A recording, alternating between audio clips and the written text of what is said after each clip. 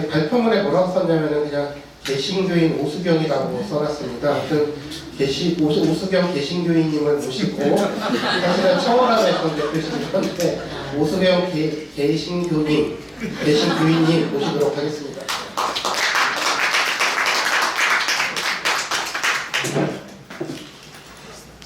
안녕하세요, 오수경입니다. 제가 왜 이렇게 썼냐면 저는 개신교 단체인 청원함AR이라는 단체에서 지난 2월 28일까지 열심히 근무하다가 이제 약간 그 자유로운 백수 상태로 지내고 있어서 뭐라고 써야 될지 고민하다가 이렇게 썼습니다. 제가 안지나서나 키가 비슷하기 때문에 그 앞에 발제를 들으면서 너무 놀랐던 게 제 얘기인 줄 이미영 연구원님 그 발자가 너무 제 얘기인 줄 알아서 뭐 내 거 미리 보셨나? 이런 생각도 했는데 저도 사실 그 한 단체의 대표가 되면서 굉장히 주목을 많이 받은 케이스예요. 그래서 언론 인터뷰도 하고 뭐 덕담도 되게 많이 듣고 했었는데 제가 받았던 질문과 덕담들은 이런 거였었어요. 대표로서 여성이라는 편견을 어떻게 극복하실까요? 여성 대표로서 어머니와 같은 포용력 있는 리더십을 보여주세요. 라는 건데 이거에 대한 저의 대답은 편견은 너님들이 가지고 계신데요. 라는 거였고 두 번째는 전 그런 거 할 자신도 없고 할 이유도 없는데요. 라는 거였습니다. 왜 이런 질문을 받았냐면 뭐 카톨릭도 마찬가지겠지만 개신교 안에도 여성 리더십이 모델이 너무 없기 때문에 이런 질문을 좀 신뢰가 되는지도 모르고 했었다라고 생각을 합니다. 그래서 여성 리더십이라는 게 도대체 뭘까라는 생각을 저도 되게 많이 했어요. 왜냐하면 저는 굉장히 희귀한 케이스였었거든요. 그러니까 개신교에는 굉장히 많은 뭐 평신도 단체들 교회 안에서도 있고 교회 바깥에서도 있지만 그 중에서도 저는 되게 희귀한 케이스예요. 일단 실무자 출신이고 비신학자, 비목회자이며 여성이라는 그 희귀종으로서 상당히 오랫동안 존재했었고 아까 이미영 연구원님이 겪으셨던 무수한 황당한 일들을 저도 되게 많이 겪으면서 생활을 했습니다. 그러면서 뭐 교회에서 단체 실무자일 때 또 단체 대표일 때 굉장히 여성으로서 많은 이상한 주문들을 받기도 하고 그리고 또 차별을 받기도 했었어요. 뭐 이를테면 단체에서 승진할 기회가 있었는데 너는 결혼도 하지 않았고 아이도 없으니 불안정한 상태이기 때문에 승진을 못 해주겠다라는 그런 이야기도 들었었고 그리고 저희 상사분하고 어느 행사를 가든지 사모님이세요라는 얘기를 되게 많이 들었었어요. 그러니까 여성 실무자가 그 단체 대표하고 동행할 거라는 상상을 잘 못하셨던 것 같아요. 그리고 뭐 단체 대표일 때는 어디든 가든지 딱 감이 올 때가 있어요. 여성에 대한 이야기를 하기가 싫어서 나한테 아웃소싱 하시는구나 라는 감이 올 때가 너무나 많았는데 그럼에도 불구하고 저는 갔습니다. 왜냐하면 그곳에서 목소리를 내는 게 너무나 소중하다는 걸 알기 때문에 갔습니다. 그래서 저는 사실은 점점점 페미니스트가 되어 갔었던 것 같아요.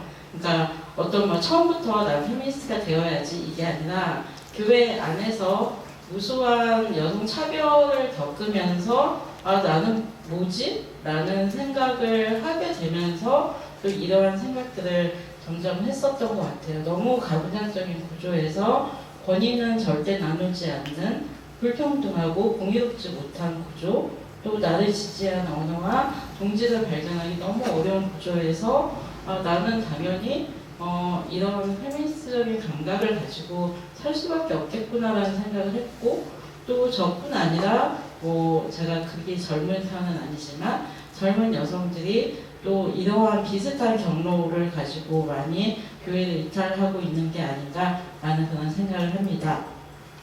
그래서 이제 조금 더 교회 구조적인 이야기로 들어가 보자면, 교회는, 그러니까 그 카톨릭 같은 경우에는 굉장히 이렇게 구조가 되게 어떻게 보면 심플하다고, 그 안에도 되게 역동이 있지만, 근데 교회는 소위 개교회, 그러니까 개신교회는 개교회주의여서 굉장히 교단이 많고 그 교단 안에서도 여러 가지 직제가 있는데요. 그걸 조금 교단마다 차이가 있겠지만 조금 더 단순화시키자면 인적 구성 면에서는 저렇게 구성이 돼 있고요. 조직 구성 면에서는 각종 위원회, 구역이나 속회 모임, 선교회, 권사회 이런 조직들이 있습니다. 그런데 의사결정 구조에서는 엄격하게 성별이 나눠져 있습니다. 그래서 의사결정을 할 때 주로 교회 안에서는 당회하고 재직회에서 의사결정을 하는데요. 그 당회하고 재직회의 구성원은 거의 대부분이 남성이에요. 그러니까 아주 장로 통합측이나 이런 기장, 감리회 이런 아주 소수의 그 곳을 빼고서는 거의 대부분 남성이 차지하고 있고, 당연히 그러하다 보니까 그것의 상위 구조인 지역별 노회나 총회, 교단 총회 같은 경우도 남성의 경우가 굉장히 많습니다. 그래서 각 교회에서 당회원을 총대의원으로 파송하게 돼 있는데, 이 앞에 구조가 남성 중심이기 때문에 당연히 그럴 수밖에 없다는 거고, 이걸 제가 그림으로 그림으로 공손히 부탁을 드렸더니 이렇게 그려졌어요. 뭐냐면 하부구조, 아까 이제 그 통계 자료를 말씀해 주셨지만 개신교회도 마찬가지거든요.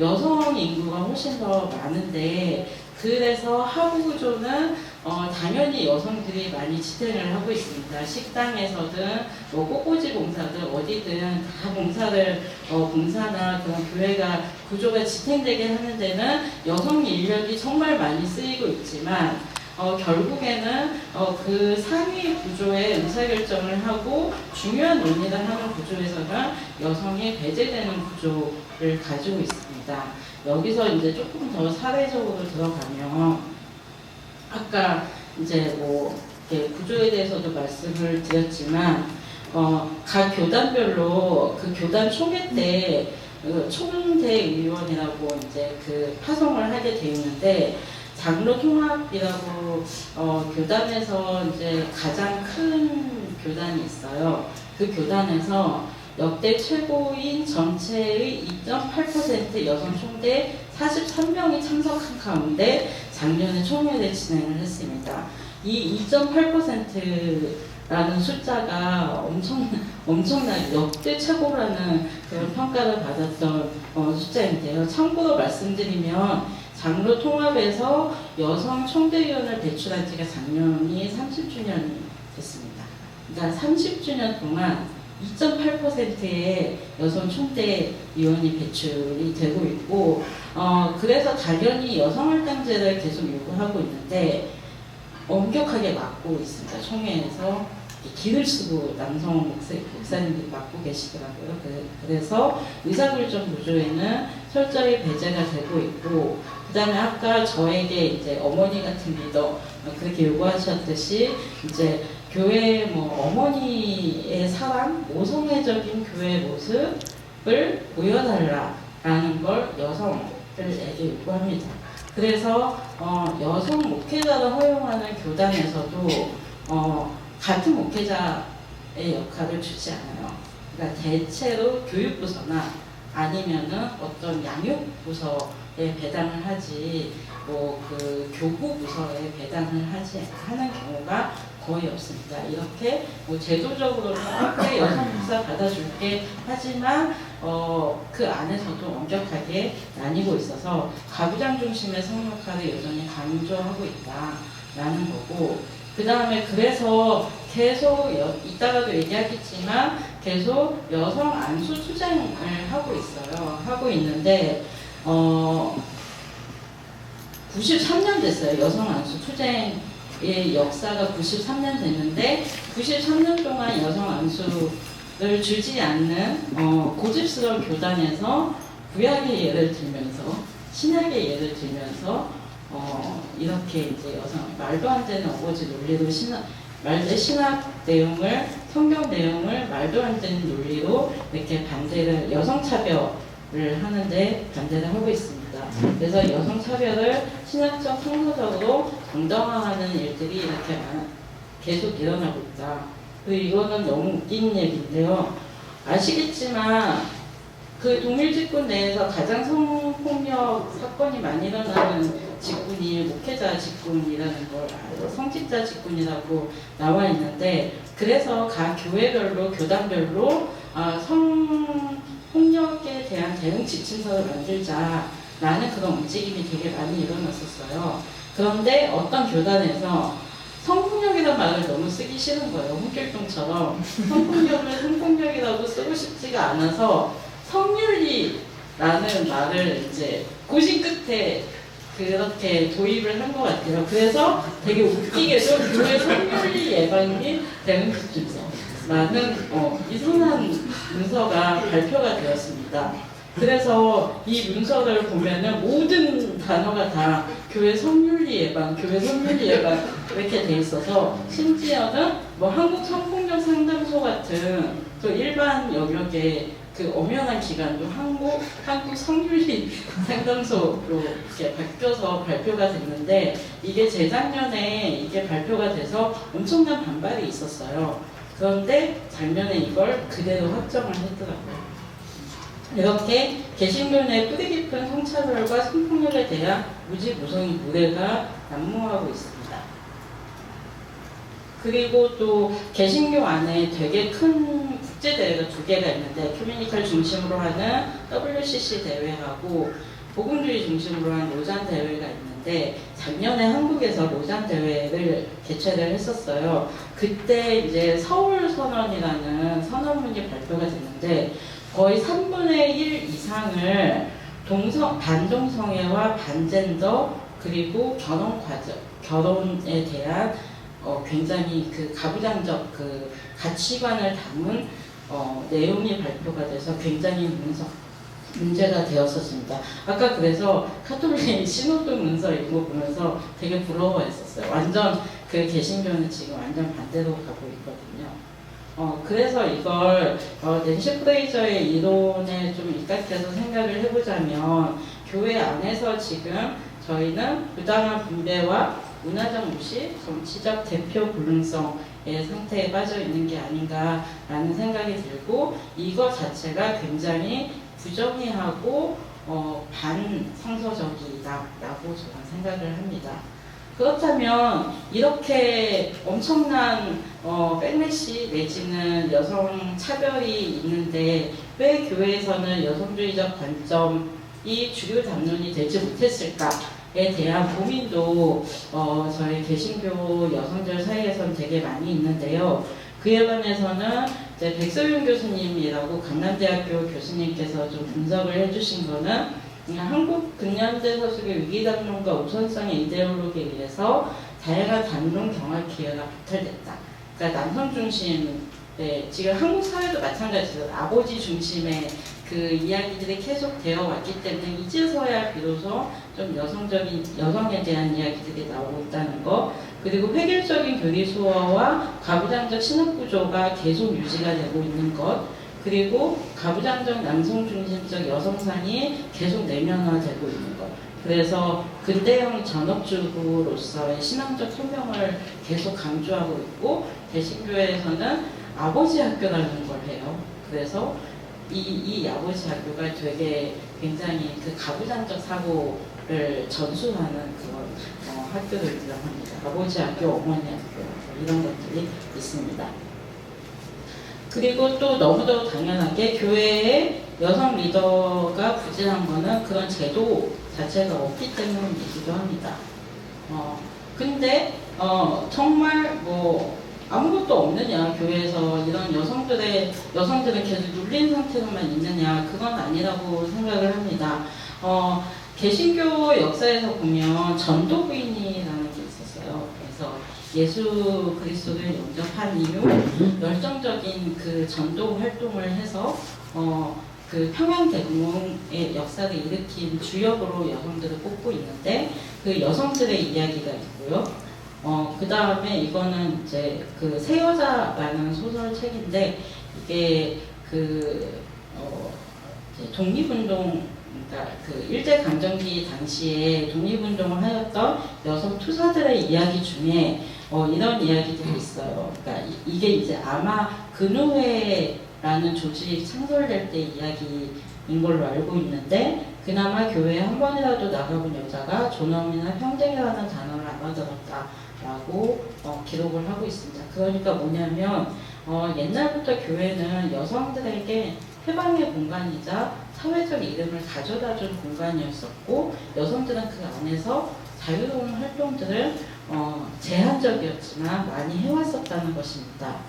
그리고 아까 말씀드렸듯이 여성 안수 투쟁을 무려 93년 동안 이어가고 있습니다.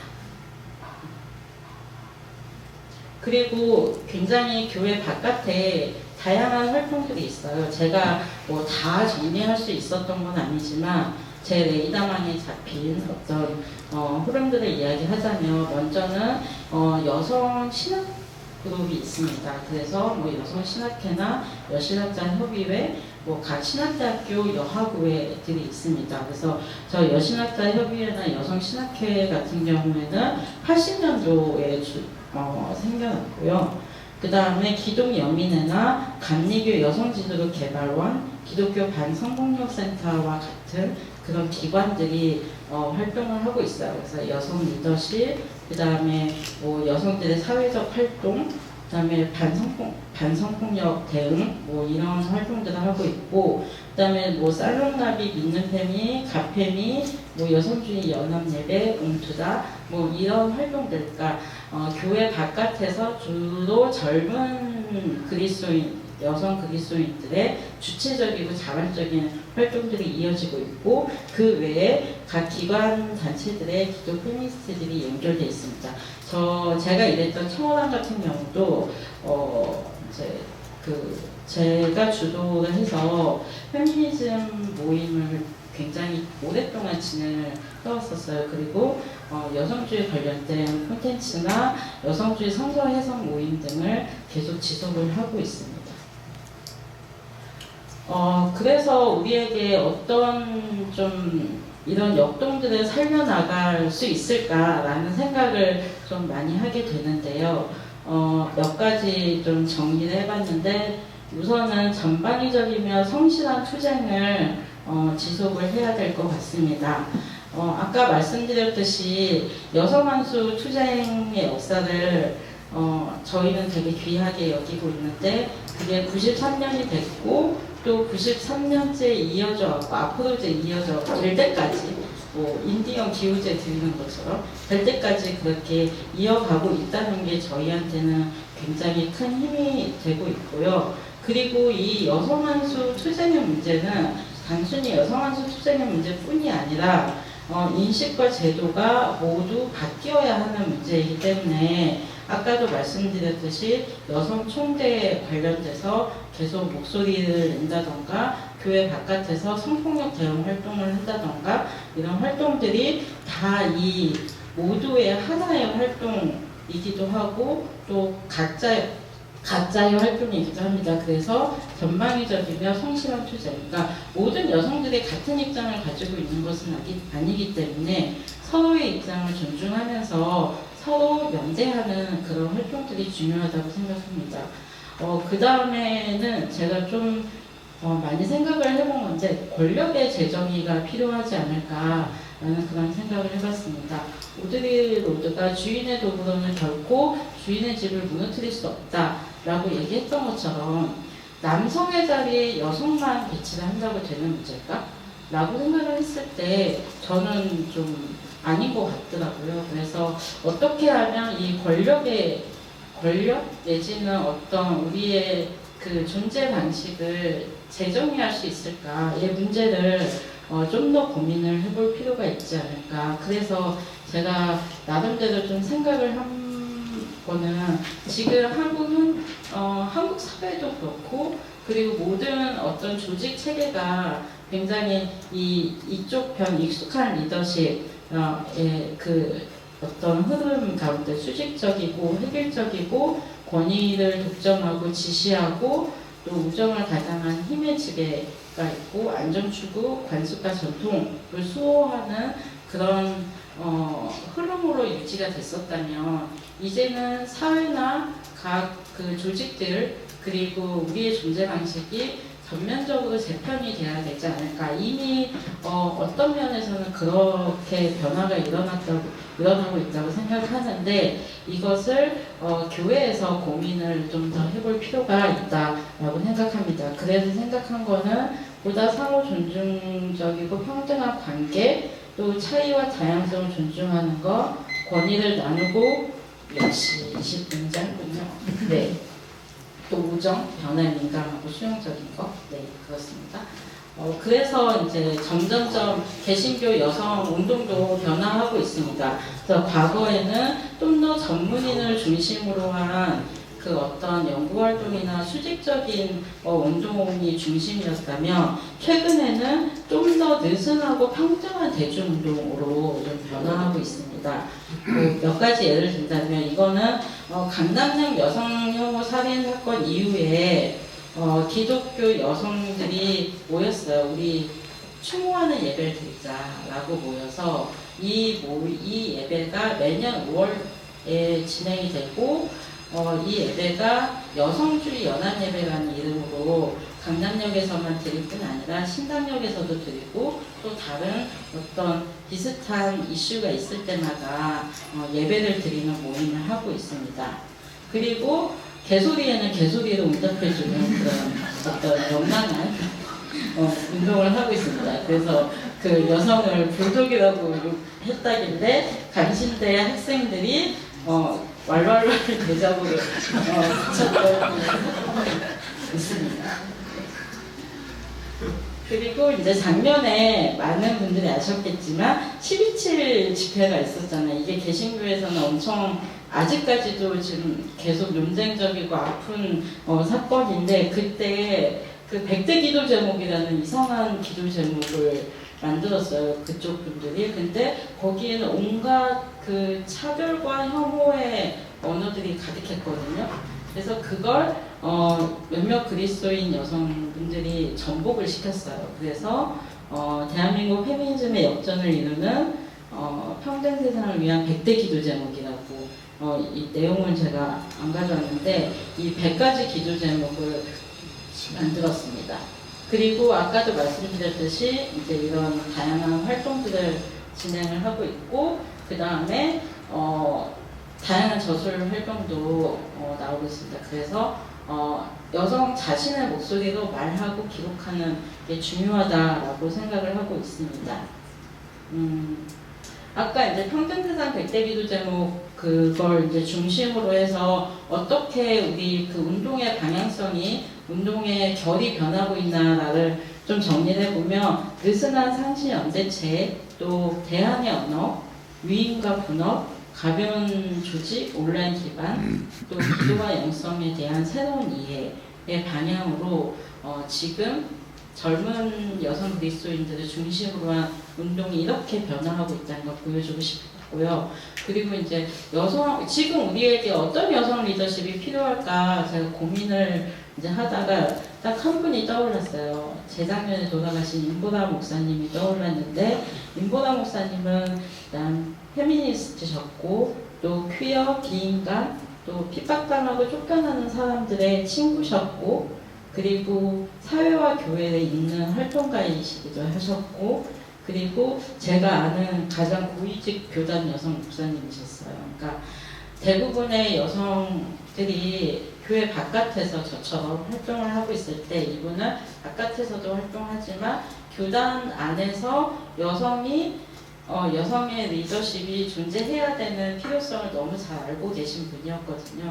그래서 이분이 교단 안에서 되게 고위직에 올라가셔서 한 활동들이 뭐였냐면 그 교단 내 성폭력을 대처하는 기구를 만들고 또 그 조력하는 조력자 모임을 만드는 그런 활동들을 했습니다. 이 한 명의 여성 리더십이 얼마나 중요한지를 보여주는 사례입니다. 그리고 아까 이미영 연구원님도 말씀하셨지만 광장의 여성들을 주목할 필요가 있다고 생각을 합니다. 이 광장 여성들은 제가 생각하기로는 이 남태령의 사건이 신학적으로 재해석이 되면 좋겠다라고 저는 생각을 하고 있는데요. 그 안에서 조건 없는 환대와 나눔이 있었고 또 뭐 광장뿐이 아니라 광장 너머의 다양한 존재들과 연결되면서 세계 확장에 기여했고 또 일상을 지키고 나라를 구하는 그런 여성들의 모습을 보여주었습니다. 아시다시피 지금 개신교는 엉망진창입니다. 그래서 젊은 층을 중심으로 한 탈교회 현상이 가속화되고 있고요. 그래서 사회의 노령화보다 훨씬 또 빨리 선제적으로 노령화가 되고 있습니다. 그리고 그럴수록 더 내부의 어떤 이상한 논리를 강화해서 정상가족 중심으로 한 가부장제를 더더욱 수호하고 있습니다. 그래서 당연히 동성애, 페미니즘, 뭐 이주민 관련된 거의 모든 존재들이 다 배제당하고 있고요. 또 사회적 공론장에서 극우 세력의 인적 토대, 물적 자원의 제공처가 되고 있습니다. 이러한 때에 어떤 여성 리더십이 어떤 운동이 필요할 것인가가 저에게도 되게 중요한 과제입니다. 그래서 좀 생각을 해봤던 거는 이젠 교회를 새로운 선교지로 인식을 해야 되는 거 아닌가라는 생각을 했습니다. 그러니까 교회 변화를 그냥 앉아서 이렇게 그냥 뭐 이렇게 기다리기보다는 교회 바깥에서 역동을 만들어서 교회 안에서 계속 그 요구를 하는 아래로부터의 개혁을 좀 이뤄가야 되는 거 아닌가라는 그런 생각을 했고요. 지금 제도교회 모델이 과연 우리 사회에 지금 우리 사회에도 유효한 모델인가에 대해서 끊임없이 문제 제기를 할 필요성이 있다고 생각을 합니다. 그래서 생각을 해본 거는 좀 이런 모델인데요. 계속 그동안 이어져 왔던 뭐 여성안전 운동이나 여성활동제 의사결정 구조에 들어가는 내부 투쟁도 해야 되고, 그 다음에 교회 바깥에서는 그 내부 투쟁을 더 잘 할 수 있도록 뭐 담론이나 지식을 제공하고 느슨한 우정의 연대체를 제공하는 베이스 캠프 역할을 하는 것을 통해서 계속 선순환 구조를 만들어내는 게 지금 운동의 과제가 아닐까라는 생각을 하고, 요거는 뭐 질문으로 남겨두고 발제를 마치겠습니다. 감사합니다.